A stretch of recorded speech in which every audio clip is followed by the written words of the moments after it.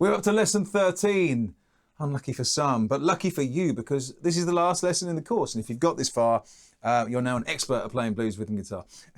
That's not strictly true, but it does mean that you've got hopefully a few more things in your little rhythm guitar toolkit that you can use. And lesson 13 is a fun one. It's tricky. It's building on what we did in lesson 12, where the rhythm is really being held on the top strings and then we're adding a moving bass line. So don't forget, before I start the lesson, there's a tab download for all of these. There's a link below. All the links to the previous lessons, again, everything's down there. Don't forget to click there. Click like and subscribe. It's the end of this course, but I'm probably gonna do another one, kind of more advanced stuff and some other different techniques and all sorts of different things. So do tune in, but for now, let's look at lesson 13. And I'm just gonna have a quick look to refresh my memory. Now, you'll see at the top, it says shuffle semiquavers or sixteenths. So what that means is the top two strings for this are going like this.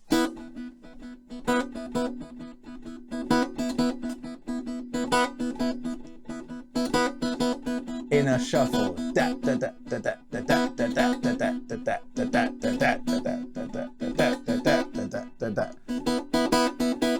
Slow that down.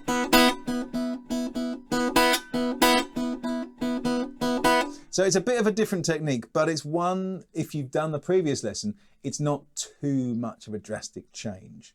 You just have to change the rhythm from being straight to a, which is the same rhythm we were doing in lesson 1. Oh, the synchronicity of where it's come from to where we've got to now. It's amazing. So let's look at that.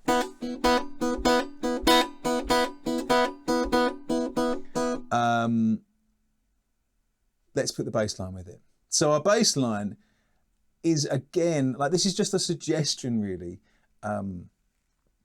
You can learn this and then you can play with your own ideas. We're looking again and in this kind of, out of this E power chord, this E5 shape. So first finger over the second fret of the A string and the D string for the B and the E there.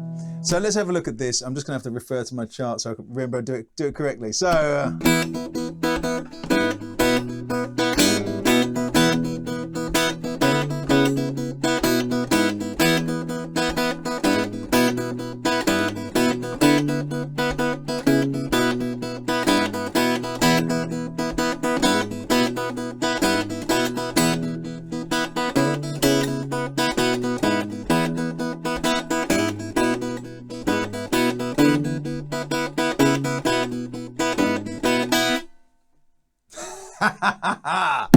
it's a fun one, isn't it?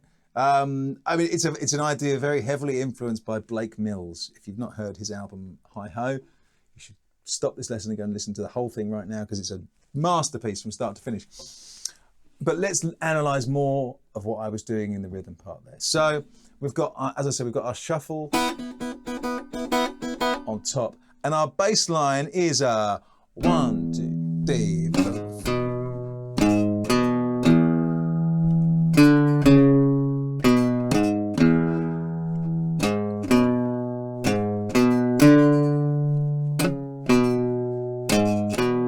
So it's not moving around a lot, okay? If you think about if I try and tap the beat here,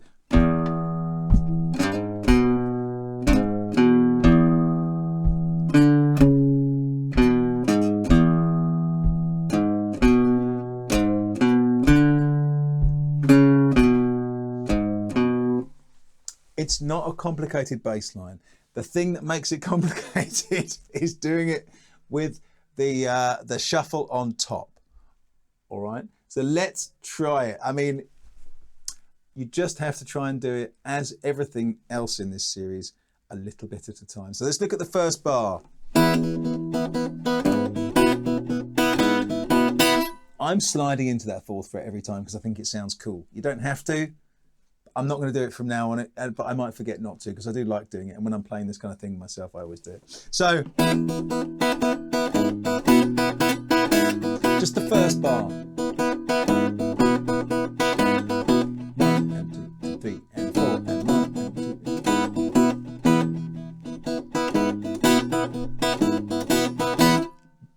it up little by little.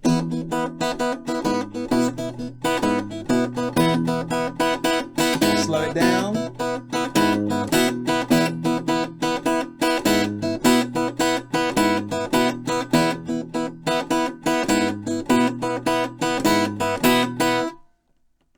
All right. So it does. Let's look at the next bar. The rhythm changes slightly.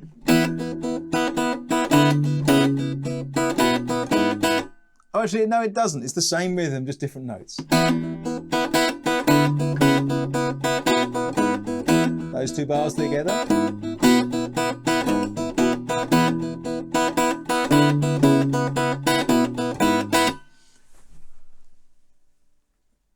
The two parts aren't too tricky independently, but doing them together and keeping that rhythm solid can be quite challenging at first. All right, so try not to be disheartened. Practice with a metronome if you want, or a drum machine. Practice slowly, but building up the so that's that's the rhythmic foundation is an unusual way to do it for guitar players, but it's a good thing to do. Anyway, let's look at the third bar. The third bar is the same as the first bar, so let's look at the fourth bar. That's not right, is it? Okay, let's look at the fourth bar. I'll do it correctly this time. So that is slightly different because you're starting on the 5th fret of the D string, but the rhythm's the same.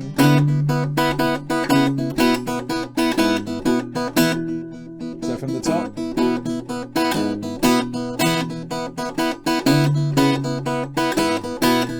That was wrong.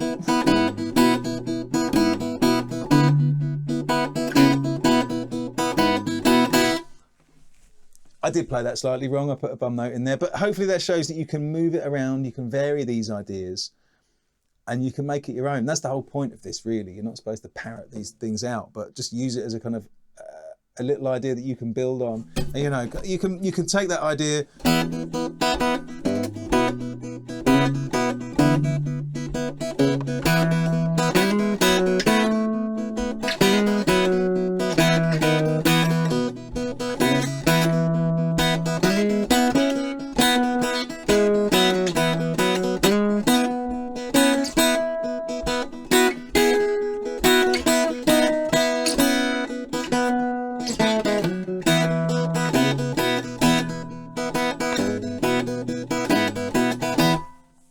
So that was kind of messing around, but you can play any of the notes that will fit with those two notes on top. I mean, it's a fun technique. I encourage you to enjoy playing it and take it slowly. Any questions, leave me a comment below, send me a message if you like. I'll try and answer them. I hope you've had fun doing this course. It's been surprisingly popular, which has been really nice. Lots of people have watched it. Don't forget to click like and subscribe. I'm going to do some more lessons, and there's PDFs down there you can download. Come out and see a gig with my band, Smith and Brewer. We're out playing, doing things. And yeah, enjoy playing your guitar. That's the most important thing. It should always be fun. Sometimes frustrating and challenging, but always fun. All right, see you soon, everyone. For the last time.